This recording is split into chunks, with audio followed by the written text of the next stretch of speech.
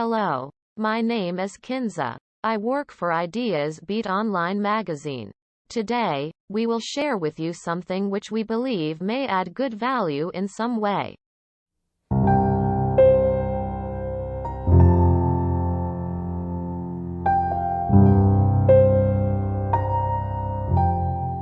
And these top 10 principles that I have put together here for this program, you might want to jot down. You might want to go into your desk and just take out a little piece of paper.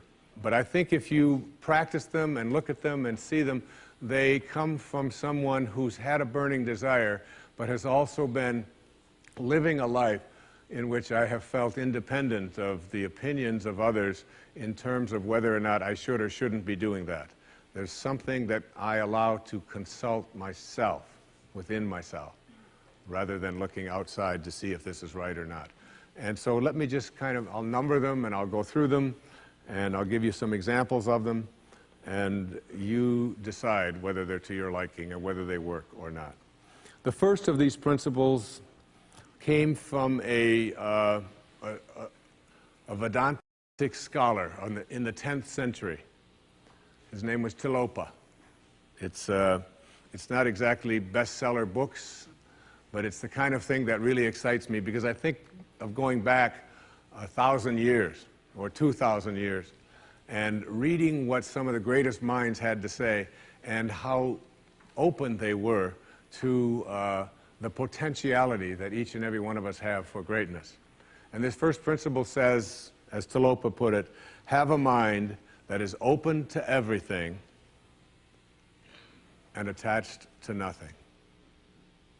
One of the central principles of my life is that no one knows enough to be a pessimist about anything. And that each and every one of us, when we close our mind to what is possible for us or what is possible for humanity, closes off the genius that resides and lives in each and every one of us. Having an open mind doesn't necessarily mean finding fault with all of the things that you've been taught by others.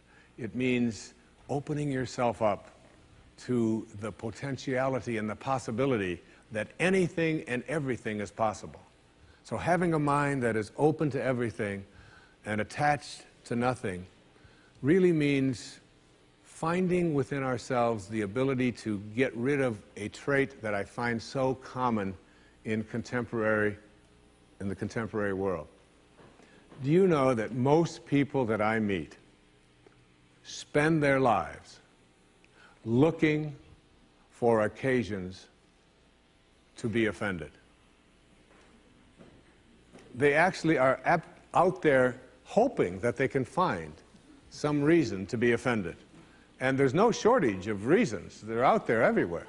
The way this person dressed, what this person said, they turn on their TV, they hear the news, they're offended by this, someone used language that they didn't like, someone doesn't share the same customs that you, and people all day long. In fact, if you keep track tomorrow, you will find probably 100 reasons that you can go around being offended. But a mind that is open to everything and attached to nothing is a mind that says, I'm never looking for anything to be offended by. And that whatever anybody else out there has to say, my response to that is, that's an interesting point of view. I've never considered that before. I remember being interviewed for a morning television show, and the woman that was interviewing me said, how does it feel to be talking to audiences where people have all of these strange beliefs, these weird things that they come to? And it intrigues me, because one of the things that Emerson said is, in one of his very first essays, he says, the first thing we have to say respecting what are called new views here in New England, where we are right now, is that they are not new, but the very oldest of thoughts cast into the mold of these new times. And that was in 1842. He was speaking about that. And this woman asked me the question, she said, doesn't it offend you that there's people out there and they're talking about people using crystals to heal somebody. And I remember my response. My response was that if I've got hemorrhoids and somebody out there is convincing me that crystals are going to heal them, I'm ordering crystal chairs.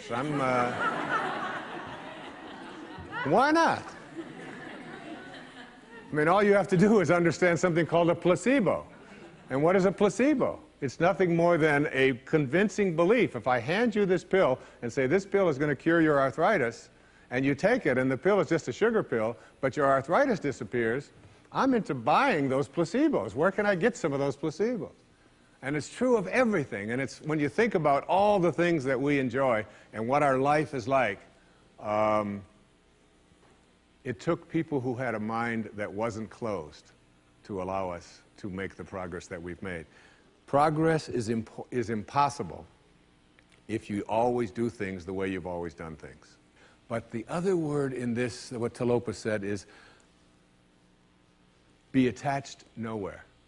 Be attached nowhere. Attachment really means I am deluding myself into a belief that if I can't have or if I can't do this or that thing, then somehow I am going to become immobilized.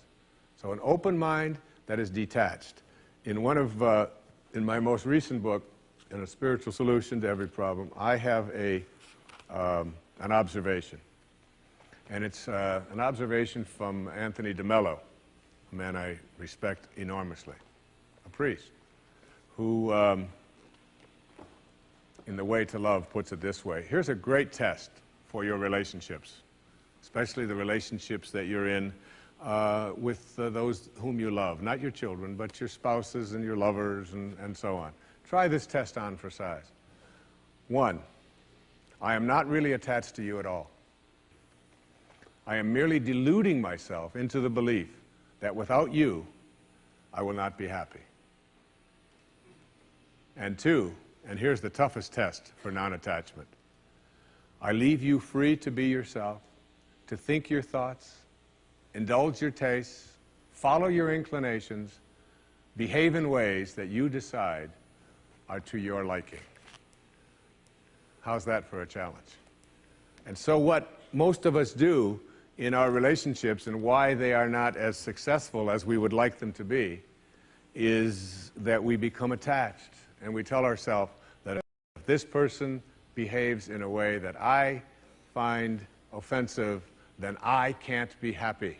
I make my happiness, my fulfillment dependent upon those people that I love being what I think that they should be. And detachment doesn't mean being a victim. It just simply means I know that I can make my life fulfilled and happy by having a mind that is open to everything and attached nowhere. The second principle is a very simple principle. It says you can't give away what you don't have. Now, it sounds ridiculous, okay? But it's more than what meets the ear as you hear this. You can't give away what you don't have. People who are not good at giving away love can't give away love because they don't have it to give away. If I want to give you a dozen oranges, I can't give you those dozen oranges unless I go out and pick up 12 oranges someplace. Otherwise, all it is just empty rhetoric. And the same thing is true of virtually everything in your life. You can't give away love for others if you don't have love in here to give away. If what you have in here is contempt, if what you have in here is anger, if what you have in here is fear, then these are the things you're going to be giving away in your life. And I've often thought, and I really believe very strongly that there's a law, sort of a law in the universe. I call it the law of attraction. And the law of attraction is one that works like this. You get back from the universe, from the world, what it is that you put out there in the world.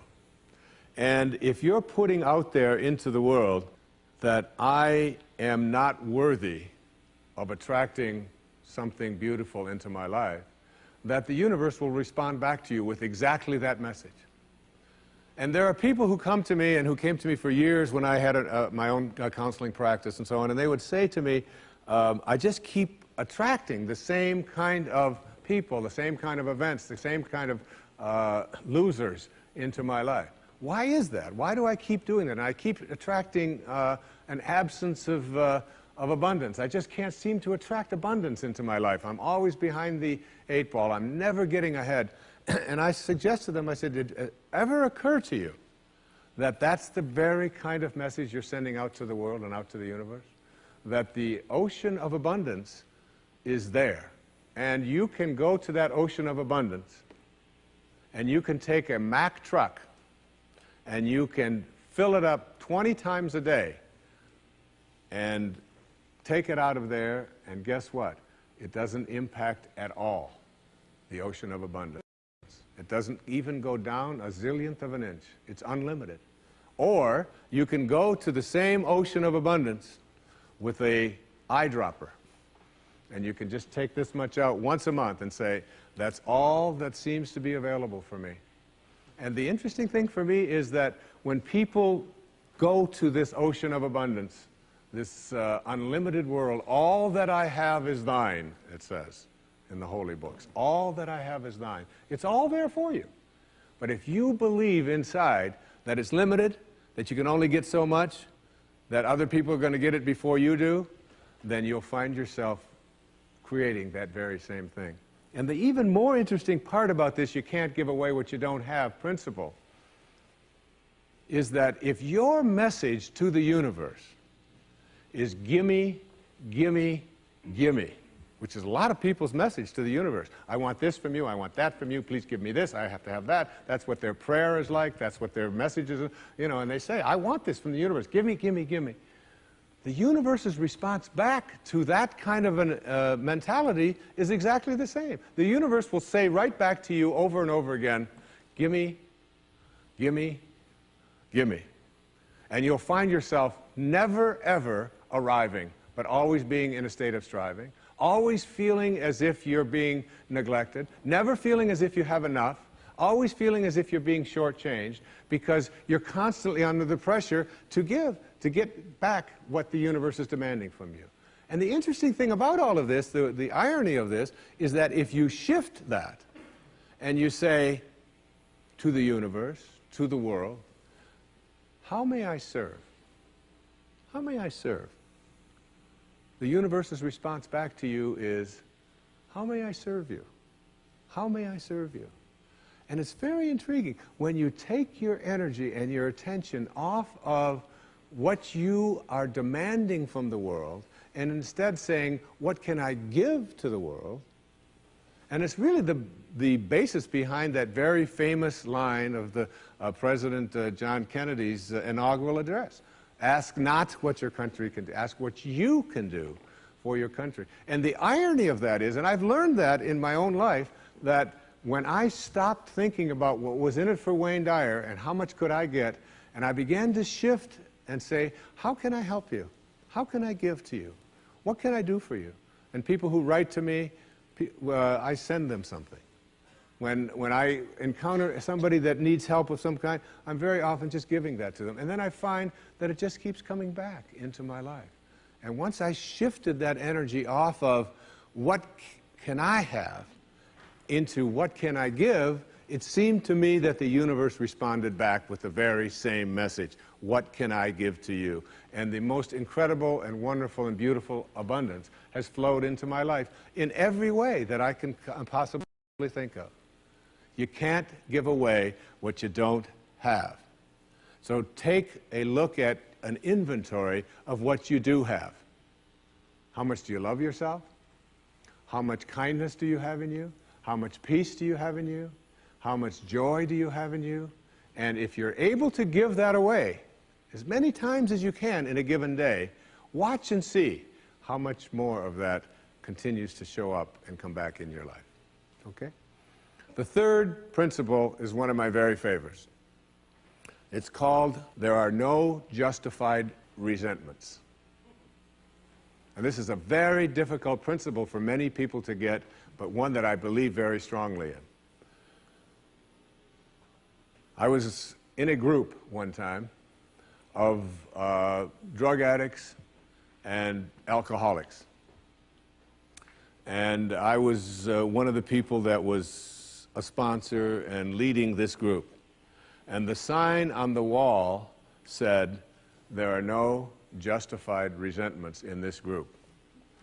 And what I said to that group that night was, no matter what anybody says to you here, no matter what kind of anger comes directed towards you, no matter how much hate you may encounter showing up in your life, there are no justified resentments.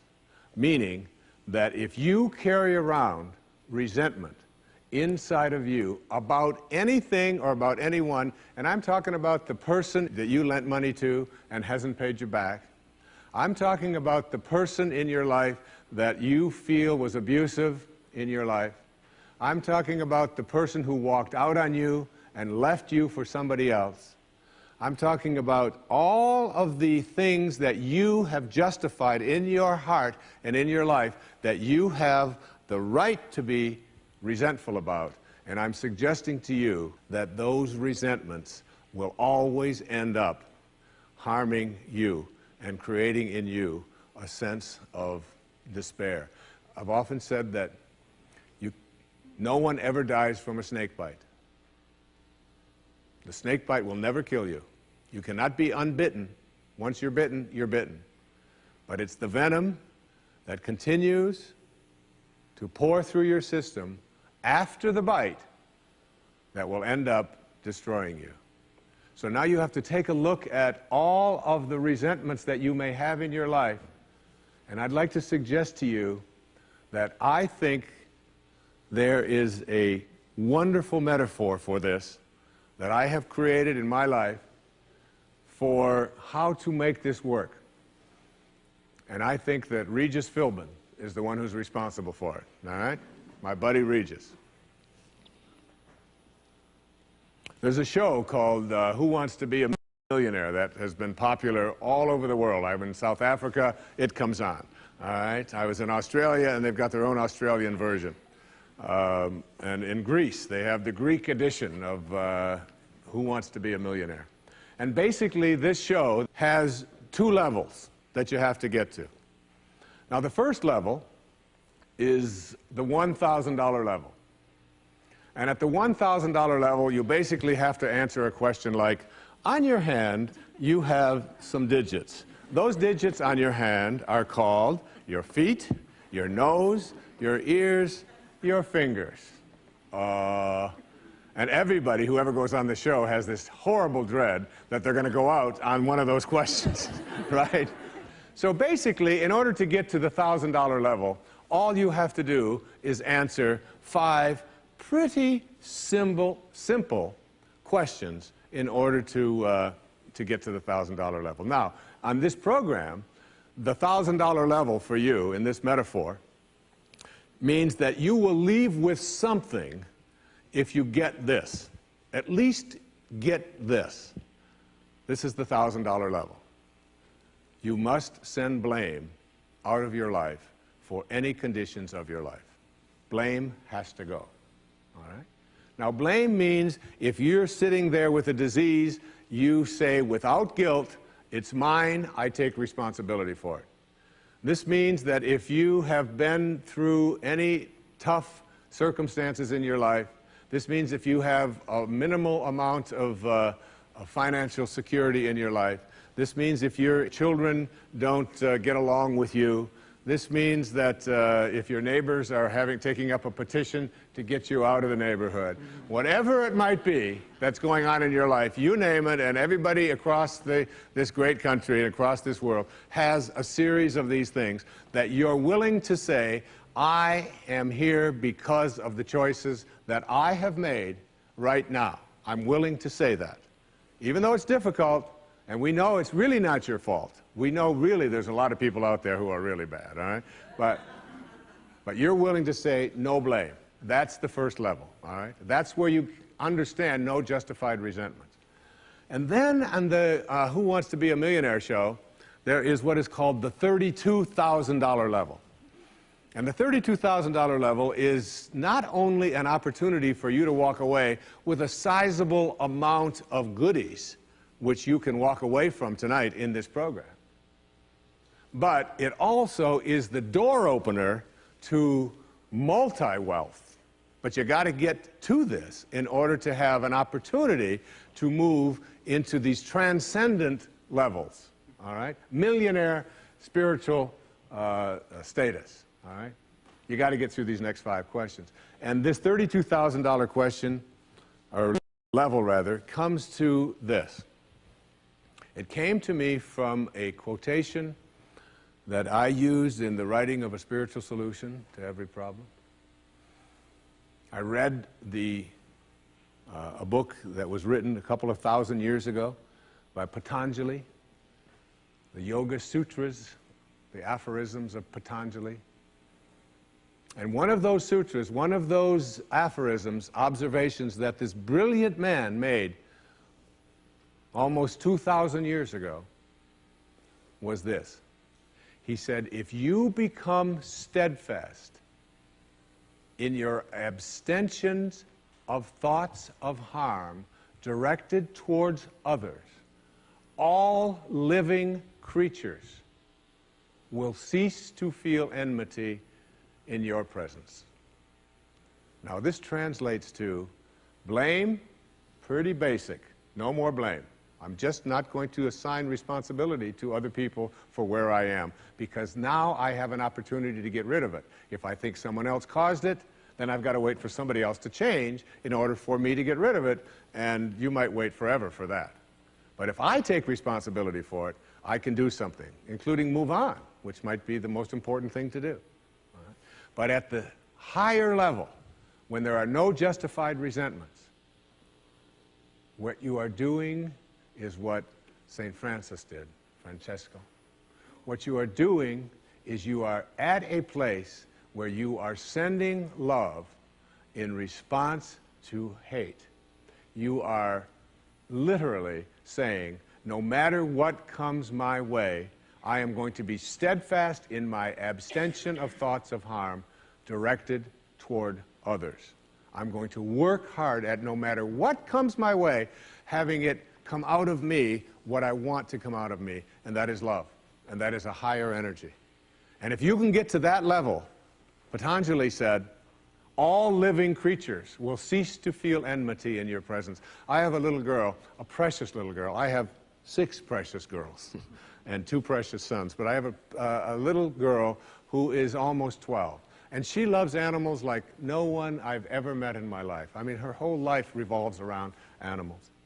And when we walk in the woods, butterflies avoid me, fly away from people around, and they come and they land right on her arm, and it happens all the time. All living creatures, she couldn't have a thought of harm directed towards any living creature. And Patanjali said to us, all living creatures will cease to feel fear or enmity or anger in the presence of those who can send love in response to hate. That's what I mean when I say there are no justified resentments. What I'd like to do, I'd like to share a little story here with you. It's a very tender story. It was sent to me by someone who sends me beautiful things in the mail. And I call it the Teddy story. And I'd like to read this to you, if I can do it without tearing up. And this story illustrates this as well as anything I've ever seen. There's a story many years ago of an elementary school teacher. Her name was Mrs. Thompson. As she stood in front of her 5th grade class on the very first day of school, she told the children a lie. Like most teachers, she looked at her students and said that she loved them all the same. But that was impossible, because there in the front row, slumped in his seat, was a little boy named Teddy Stoddard. Mrs. Thompson had watched Teddy the year before and noticed that he didn't play well with the other children, that his clothes were messy, and that he constantly needed a bath. Teddy could be unpleasant. It got to the point where Mrs. Thompson would actually take delight in marking his papers with a broad red pen and making bold X's and then putting a big F at the top of his papers. At the school where Mrs. Thompson taught, she was required to review each child's past records, and she put Teddy's off until last. However, when she reviewed his file, she was in for a surprise. Teddy's first grade teacher wrote, "Teddy is a bright child with a ready laugh. He does his work neatly and he has good manners. He's a joy to be around." His second grade teacher wrote, "Teddy's an excellent student, well liked by his classmates, but he's troubled because his mother has a terminal illness and life at home must be a struggle." His third grade teacher wrote, "His mother's death has been hard on him. He tries to do his best, but his father doesn't show much interest, and his home life will soon affect him if steps aren't taken." Teddy's fourth grade teacher wrote, "Teddy's withdrawn and doesn't show up much interest in school. He doesn't have many friends, and sometimes he even sleeps in class." By now, Mrs. Thompson realized the problem, and she was ashamed of herself. She felt even worse when her students brought her Christmas presents wrapped in beautiful ribbons and bright paper, except for Teddy's. His present was clumsily wrapped in heavy brown paper that he got from the grocery bag. Mrs. Thompson took pains to open it in the middle of the other presents. Some of the children started to laugh when she found a rhinestone bracelet with some of the stones missing and a bottle that was 1/4 full of perfume. But she stifled her children's laughter when she exclaimed how pretty the bracelet was, putting it on and dabbing some of the perfume on her wrist. Teddy Stoddard stayed after school that day just long enough to say, "Mrs. Thompson, today you smell just like my mom used to." After the children left, she cried for at least an hour. On the very day, she quit teaching reading, writing, and arithmetic, and instead, she began to teach children. Mrs. Thompson paid particular attention to Teddy. As she worked with him and his mind seemed to come alive, the more she encouraged him, the faster he responded. By the end of the year, Teddy had become one of the smartest children in the class, and despite her lie, became one of her teacher's pets. A year later, she found a note under the door from Teddy telling her that she was still the best teacher he ever had in his whole life. 6 years went by before she got another note from Teddy. He then wrote that he had finished high school third in his class, and she was still the best teacher he ever had in his whole life. 4 years after that, she got another letter saying that while things had been tough at times, he stayed in school and stuck with it, and would soon graduate from college with the highest of honors. He assured Mrs. Thompson that she was still the very best and favorite teacher he ever had in his whole life. Then 4 more years passed, and yet another letter came. This time he explained that after he got his bachelor's degree, he decided to go a little further. The letter explained that she was still the best and favorite teacher he ever had, but now his name was a little longer. The letter was signed Theodore F. Stoddard, M.D. But the story doesn't end there. You see, there was yet another letter that spring. Teddy said he'd met this girl and was going to be married.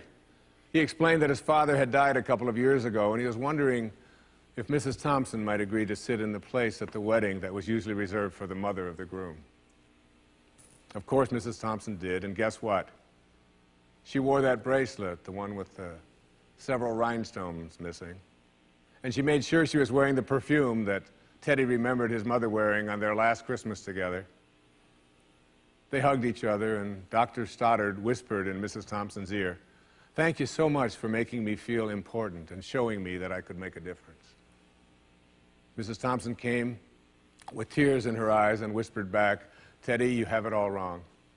You were the one who taught me that I could make a difference.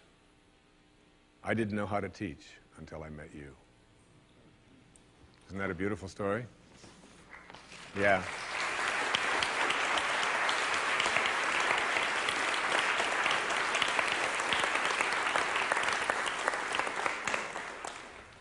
That symbolizes there are no justified resentments.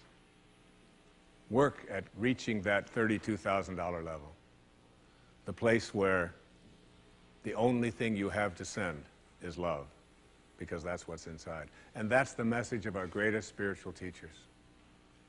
That's all they ever had to give away. The next principle I call don't die with your music still in you.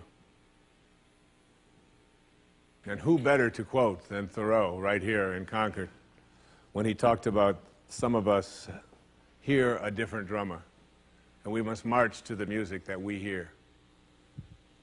But all of you, everybody watching, everybody here in this beautiful parish, all of you have some music playing. And all of you have a heroic mission. There's no accidents in this universe. We all show up here with a purpose. There's an intelligence that is a part of everything and everyone, and all of us are connected to it. And too many of us are afraid to listen to that music and march to it. You out there, I know you have a book you wanted to write. I know there's a composition you wanted to compose. I know there's a song you want to sing someplace. Maybe you want to raise horses out in Montana. Or maybe you want to open up an ice cream shop on Cape Cod. Who knows what it may be. Maybe you just want to travel and see the world. Maybe you want to go into a relationship with someone but you've been afraid to, but your heart says it's the right thing to do. All of us feel something. And in Leo Tolstoy's famous novel, The Death of Ivan Ilyich, he asks this question that would be terrifying to me. He says, as he has his accountant from Moscow lying on his deathbed, contemplating the horror of this question, what if my whole life has been wrong? I've known what my music is. It's playing right now. As I stand here in front of you with these cameras and in this place, and as I sit down and write my books and tell the world what I know are my truths, I feel always completely on purpose and fulfilled. And no time will I ever come to the end of my life and say, what if my whole life has been wrong? Whoever you are, whatever that music is, however distant it may sound, however strange, however weird others may interpret it to be, don't get to the end of your life and know that you're going to leave and not have it played yet. Don't die with your music still in you. It's the message of the greatest teachers who've ever walked among us. It's the message I give to you today as one of the principles for success and peace in your life. The next principle I call embracing silence. And embracing silence is not that I say this to you because it's so important to be quiet. What I have learned, I have a dear friend, and many of you know, we've put out tapes together, we've appeared on stages all over the world together. He's like a brother to me. His name is Dr. Deepak Chopra, a medical doctor, and a dear and close friend. And whenever anything is going on in my family, if I'm having a problem with one of my children or with in my own life, and if I call him up and I'll say, Deepak, or his wife Rita, I'll say, Deepak, what do you think I should do? He always has the same answer, meditate. I'll say, yes, Deepak, I understand meditate, but I said, what do you think? He said, Wayne, go deep inside and meditate. Always meditate. I'll say, will you put Rita on? Wayne, meditate. I say, all right. And you know, I've learned a lot in meditation. But what I know most about getting quiet and getting peaceful is this, that there's only one power in the universe, and it doesn't matter what you call it. You can call it soul, spirit, consciousness, God. You can call it Louise. You can call it anything that you want. But as Alan Watts said, you can't get wet from the word water. It's not what we call something that gives it its substance. And this one power, this one force that flows through everything and allows everything to be, is indivisible. You can't cut it in half. You can't divide it. It's one. It's knowing the one.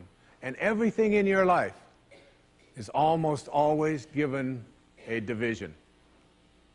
Male, female, young, old, tall, short, black, white, good, bad, up, down. These are all dichotomies. These are all these splits that we all have in our lives. The whole physical world that we live in and are immersed in, it's always immersed in this division. I used to teach course at St. John's University in New York, and I used to tell my students when I was trying to teach this principle, anybody who can come to class and bring with them a magnet that only has a North Pole, I'll give you an A in the course. You don't ever have to attend another class. And no matter how thin they would slice that magnet, there was always the South Pole, because the physical world is made up of dichotomies. But we have to learn to fuse the dichotomies. And in fusing the dichotomies and blending the one, that's what silence does for us. That's why embracing silence is so powerful. Because no matter how many times you cut silence in half, it's like zero. You still only get silence. In Zen, they say it's the space between the bars that holds the tiger. And it's the silence between the notes that makes the music. These words that are coming out of my mouth right now come out of the silence. And finding that silence and embracing it means that you go to the place within you that you cannot divide. Just like you can't divide the source, the one, the spirit. You can't divide that either. It's only one. So when you go into your silence and you begin to practice meditation, and you begin to make this a part of your life and embrace silence, what you discover is this is where you'll come to know your source. You'll make conscious contact with your source. I can't tell you how many people that have come to me who have suffered from serious illnesses, who've been given diagnoses that it's terminal and that you can't do it, who have gone out to the wilderness and have decided that I am going to commune with nature. And the transcendentalists, Thoreau and Emerson, they believed that nature was our source and that we were all products of nature. And if you can get back to your source, if you can get back to that feeling of being with spirit, that's where healing can take place. And I've had wonderful stories of people who've told me that it was when I began to embrace that silence that I began to feel more connected to my source. Embrace silence, because it's a way to come to know God, to know your source. Both are indivisible, and the only experience you can have in your daily life that even comes close to a spiritual awakening is silence. The next principle I call giving up your personal history. And I learned it from a man named Carlos Castaneda, who once said that one day, he said, I finally realized that I no longer needed a personal history. And just like drinking, he said, I gave it up. And that, and only that, has made all the difference in the world. You know, the nice thing about giving up your personal history is that if you don't have a story, you don't have to live up to it. All of us have these bags of manure that we carry around with us called our past.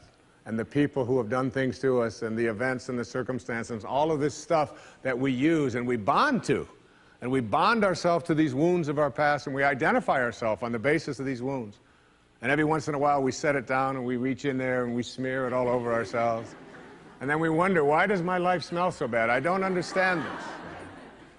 When in fact, the now, this moment, merging yourself into the now, means that you may have been in a relationship. I had a woman from Holland who came over to see me, whose husband had left her after 25 years. She had 4 children, and she just had been on the verge of suicide. And she was losing weight, and she was depressed, and she was taking all kinds of drugs for it, and she was getting sicker and sicker because she just couldn't get over it. And she came to a book signing that I was doing at a bookstore down in Florida. And she said, you've got to say something to me. You've got to say something to me that will help me to get over this. And I told her this line. I said, give up your personal history. Merge yourself here, now, into this moment. And those 25 years are something, if you want to understand how to do it, think of your past as, oh, this hat. And this is your past. Now, you can't just set this thing down over here and walk away from it and give up your personal history, because you'll always have it there to look back at.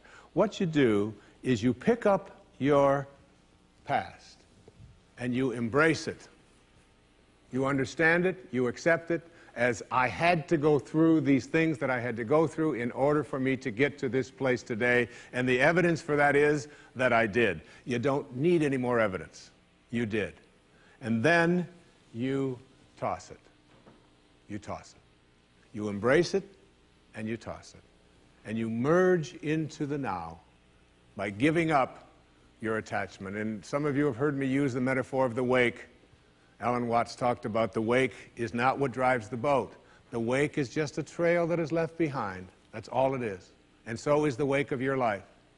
And the wake doesn't make the boat go, and neither does the wake of your life, the reason why your life is going in the direction that it is.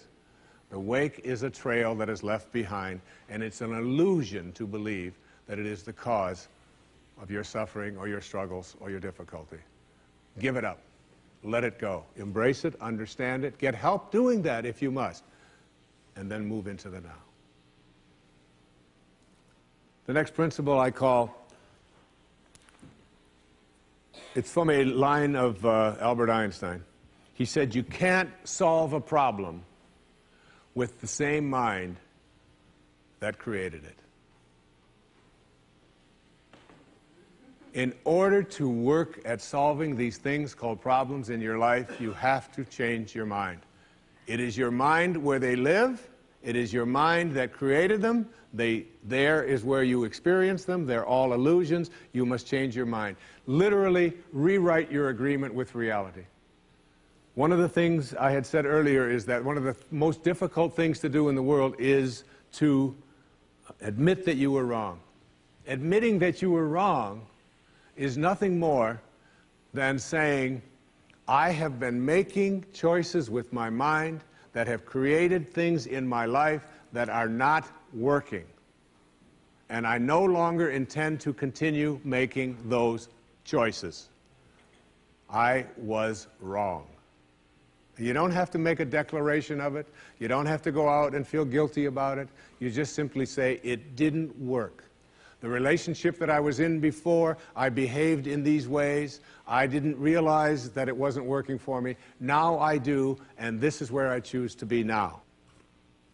The secret of a successful relationship is, to me, understanding that you put your attention and your energy in a person on what you love rather than what you don't love. Robert Frost said it so beautifully.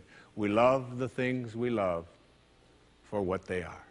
For what they are. Not for what they ought to be, not for what they used to be, but for what they are. So when you look into the eyes of a person you're in a relationship with, whether it's your children, you catch them doing things right as much as you possibly can. That's oftentimes takes a lot of hunting, but you'll find it. And when you think that my relationship isn't working, remember, it's in my mind. What am I thinking about that person? And if I could just change my mind and put my thoughts on what I love about this person and keep them there, that makes the relationship flourish. And there are people who go through their entire relationship history with no anger, no hatred, no bitterness, and only love. The next principle is, I call it treating yourself as if you already were what you would like to become. In other words, you get out in front of your life and you see yourself as having already what you know you'd like to have and deserve to have. My children know how to do this perfectly. I have a daughter who wanted a prom dress, and the prom dress was way outside the budget that I thought a prom dress should be. Well, I thought a prom dress shouldn't cost over $20, so I do have a problem, right? But I upped it to somewhere around $250. I don't know how much, whatever. To me, it was still more than I paid for my first house, okay? But at any rate, she called and said, Dad, this is the only prom dress I could wear. I've got to wear this prom dress. If I don't wear this prom dress, it's just on and on and on with this wonderful. You know, I saw a wonderful book about how to raise teenage daughters. The title of it is Get Out of My Life, but first drive me and Cheryl to the mall, all right? That's the actual title. It's a good book. And so I told Serena, I said, it's just beyond the budget. I've got a certain amount of money that I'm willing to put for it. And she said, but I've already seen myself wearing it. I've already tried it on. I have a picture of myself in the dress in my living room, and I've already showed it to the guy who was taking me to the prom. I mean, it was this whole thing about, and she already saw herself in it. I said, well, if you see yourself in it, then you're going to have to also see yourself as earning the difference between what I'm willing to pay. And she drew up a contract. She went onto the computer, and on the background of the computer, you know, where they have these little background things they put on, there was 500 pictures of the dress, all right?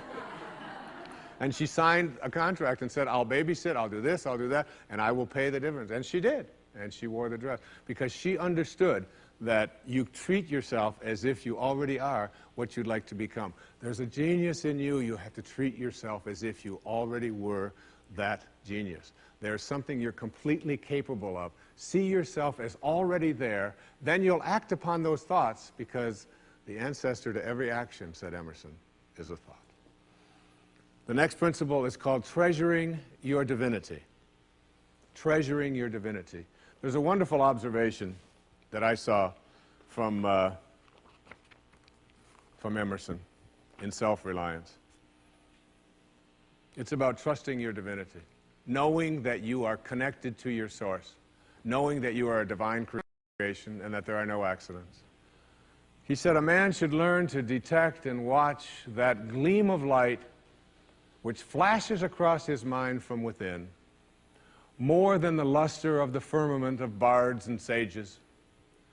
Yet he dismisses without notice his own thought, because it's his own.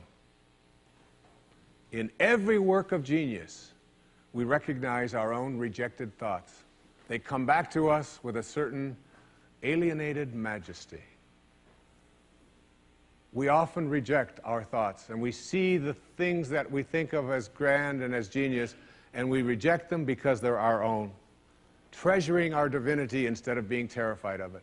Knowing that I am always connected to my source. There is no way that I cannot, because it is in you, and I am in you, and you are in me, and you can never be separated from it. There is no place that this source is not. It grows everybody's fingernails. It beats everybody's hearts. It digests everybody's foods. It opens all the flowers, and you're always connected to it.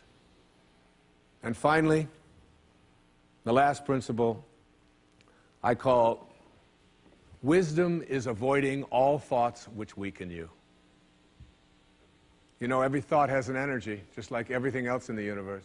And if you have a thought of shame, it will weaken your muscles. And what is your heart but a muscle? If you raise a child to believe in shame and feel ashamed of themselves, every time they think that shameful thought, they will be weakened. And if you have a thought of fear, and if you have a thought of stress, and you have a thought of anguish and anxiety, all of these thoughts and many more are the thoughts that will always weaken you. When you are having a thought that you know is disempowering you, shift it. Shift it to one that is empowering rather than disempowering. And the thoughts that empower are thoughts of neutrality and willingness and love, and ultimately thoughts of divinity. And when you see a troubled person who is out there struggling at the highest level of unity consciousness or God consciousness or spiritual consciousness, you recognize yourself in all that you see. There, but for the grace of God, go I. And I am connected to that person. Changing your thoughts. I appeared on the Tonight Show many years ago, several times, quite a few times. And I remember coming home from the Tonight Show, and I was walking along the beach, and they had taped the show the night before, and I was out for a walk, and a woman who lived in the Northeast stopped me, and she said, "Didn't I see you last night on the, how could you be here?" I said, "Well, I flew the red eye, and I was walking along." And she said, "You know, we're moving down here." She said, "What are the people like here? What's it like?" And I said to her, I said, "Well, what are they like where you live?" She said, "Well," she said, I live in a very big city." And she said, "They're very pushy. And people are not very kind. And they don't have time for you." And she said, "It's really not very pleasant." She said, "That's one of the reasons I'm leaving there." I said, well, that's pretty much what you're going to find here. That's basically what the people are like here. On the way back on the same day, someone else who had seen me the night before on The Tonight Show, who had lived in the Midwest, stopped me and asked me almost the same question. She said, you live here? I said, yes. She said, well, my husband and I are moving here and we're looking for a school. She said, what are the people like here? What's it like here? I said, what are they like in Chicago where you live? She said, it's the Midwest. She said, people are very friendly, they're open, they open their homes to you, they're very loving, they're very kind. She said, it's a wonderful place. She said, I love that, I'm going to really miss that. I said, that's pretty much what you're going to find here. It's what you expect, it's what you think about that expands. It's what Emerson taught us. The ancestor to every action is a thought. Change your thoughts, and you change your world. Change your expectations, and you change around what you begin to manifest and see showing up in your life. Thank you very much. I hope that you liked what you watched. Please press the like button and press the subscribe button to subscribe to our Ideas Beat channel. This way, we will keep bringing some good stuff for you. Thank you, and have a good day.